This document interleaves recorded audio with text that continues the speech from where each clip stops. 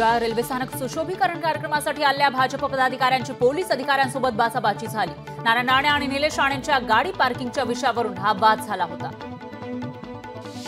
कल्याण पश्चिमेतील काही प्रभागात नागरिकांना पाणी टंचाईचा सामना करावा लागतोय। केडीएमसी प्रशासनाला वारंवार सांगून सुद्धा प्रशासन लक्ष देत नसल्याचा आरोप होतोय। शिवसेना उपशहर प्रमुख तथा माजी नगरसेवक मोहन उगले यांनी केडीएमसी मुख्यालयामध्ये आयुक्त कार्यालयाबाहेर अर्धनग्न आंदोलन केलं। हरियाणामध्ये सफाई कामगार पदासाठी तब्बल 46,000 पदवीधरांनी अर्ज केला।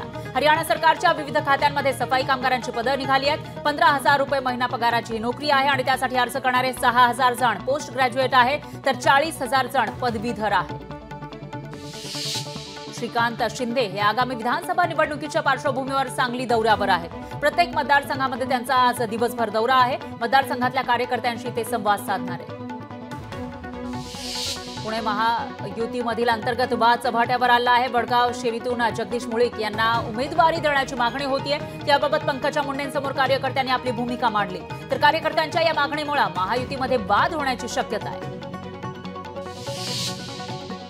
दौरा ठरल्यानंतर सरकारने पंचनाम्याचे आदेश दिले असल्याचा आरोप शिवसेना युबीटीचे नेते आदित्य ठाकरेंनी केला आहे। तर आदित्य ठाकरेंनी जालना जिल्ह्यातल्या बदनापूर तालुक्यातील अंबडगाव इथं नुकसानग्रस्त पिकांची पाहणी केली। त्यावेळी आदित्य ठाकरेंनी शेतकऱ्यांसोबत संवाद साधला।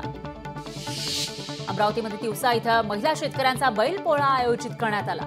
यशोमती ठाकूर यांच्याकडून महिला शेतकऱ्यांच्या बैलपोळ्याचं आयोजन करण्यात आलं। त्यावेळी यशोमती ठाकूर आणि बळवंत वानखडे हे दोघेही कमरेला ढोलकी बांधून थिरकले। आंबेगाव तालुक्यातील म्हाळुंगे पडवळ इथल्या पात्रेनिमित्तानं कुस्ती स्पर्धेचं आयोजन या ठिकाणी यात्रेनिमित्त करण्यात आलं होतं। कुस्ती स्पर्धांमध्ये नामवंत 350 पेक्षा जास्त पहिलवानांनी सहभाग घेतला आणि कुस्तीचा आखाडा गाजवला। नांदेड जिल्ह्यामध्ये अतिवृष्टीमुळे पिकांचं नुकसान झालं आहे। प्रताप पाटील चिखलीकर यांच्याकडून नुकसानीची पाहणी करण्यात आली। नुकसानग्रस्त शेतकऱ्यांना आर्थिक मदत मिळण्याचा प्रयत्न करणार असल्याची प्रतिक्रिया यावेळी माजी खासदार प्रताप पाटील चिखलीकर यांनी दिली। समर्जित खाडकेंच्या राष्ट्रवादी एसपी पक्षातील प्रवेशावरून मंत्री हसन मुश्रीफ यांनी त्यांच्यावर निशाणा साधला। शरद पवार आपसे बैर नहीं, समर्जित तेरी खैर नहीं, अशी प्रतिक्रिया हसन मुश्रीफ यांनी दिली। पूजा खेडकर प्रकरणी मोठा खुलासा समोर आला आहे। पूजा खेडकरचं दिव्यांग प्रमाणपत्र बोगस असल्याची माहिती पोलिसांनी दिली आहे। कोर्टामध्ये दाखल केलेल्या स्टेटस रिपोर्टमध्ये पोलिसांनी ही माहिती दिली। मालाडमधील मालवडीमध्ये नितेश राणेंविरोधात एमआयएम आक्रमक झाली आहे। नितेश राणेंविरोधात एमआयएम कार्यकर्त्यांनी जोडे मारो आंदोलन केलं। नितेश राणेंनी अनेकदा एका समाजाविरुद्ध भडकाऊ भाषण केल्याचा आरोप यावेळी करण्यात आला। बीडच्या परळीमधील पूर ओसरल्यानंतर परिसरात दुर्गंधी पसरली आहे। त्यामुळे नागरिकांचं आरोग्य धोक्यात येण्याची शक्यता आहे। त्या पार्श्वभूमीवर आरोग्य पथक या ठिकाणी पोहोचलंय आणि नागरिकांच्या आरोग्याची तपासणी केली जाते।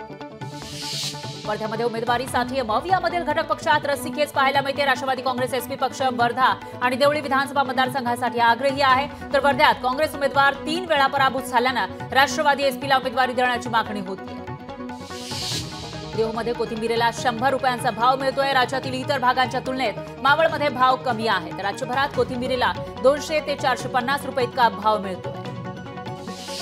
वडेट्टीवार काय म्हणतील यावर आमची युती अवलंबून नाही, महायुतीमध्ये आम्ही एकत्र लढणार, असं विधान गिरीश महाजन यांनी केलं। नांदेड लातूर जिल्ह्यातील नुकसानग्रस्तांना तात्काळ मदत देण्याचं आश्वासनही महाजन यांनी दिलं। मूलभूत सुविधा देण्याच्या मागणीसाठी बीड परळी मार्गावर नागरिकांनी तासभर रास्ता रोको केला। त्यावेळी रस्त्यावर झोपत तरुणांनी आंदोलन केलं। खासदार बजरंग सोनवणे यांनी आंदोलनस्थळी भेट दिली। उत्तर प्रदेश मुख्यमंत्री योगी आदित्यनाथ यांच्या सरकारनं 2,47,000 कर्मचाऱ्यांचे पगार रोखत धक्का दिला। काही दिवसांपूर्वी राज्य सरकारनं कर्मचाऱ्यांना 31 ऑगस्टपर्यंत त्यांच्या संपत्तीची माहिती देण्यास सांगितलं होतं। मात्र ज्या कर्मचाऱ्यांनी संपत्तीची माहिती दिली नाही त्यांचा पगार रोखण्यात आला। कोकणातल्या पहिल्या मानाच्या गणपतीचं आगमन झालं आहे। देवरुखमधील पंच जोशी यांच्या चौसुपी वाड्यातील अश्वारूढ गणरायाची देखणी मूर्ती लक्षवेधी आहे। उजव्या सोंडेचा या गणरायाचं पारंपरिक वाद्यांच्या गजरात आगमन झालं। पंतप्रधान मोदींच्या अध्यक्षतेखाली झालेल्या कॅबिनेट बैठकीमध्ये कृषी क्षेत्राच्या विकासासाठी आणि शेतकऱ्यांच्या जीवनमानाचा दर्जा उंचावा यासाठी मोठा निर्णय घेण्यात आलाय। शेतकऱ्यांचं उत्पन्न वाढवण्यासाठी 7 योजनांना मंजुरी देण्यात आली। हिंगोली जिल्ह्यातील 30 महसूल मंडळांमध्ये अतिवृष्टीची नोंद झाली आहे। अतिवृष्टीमुळे हजारो हेक्टरवरील जमीन खरडून निघाली आहे। तर या नुकसानीमुळे शेतकऱ्यांना आर्थिक अडचणी येत आहेत।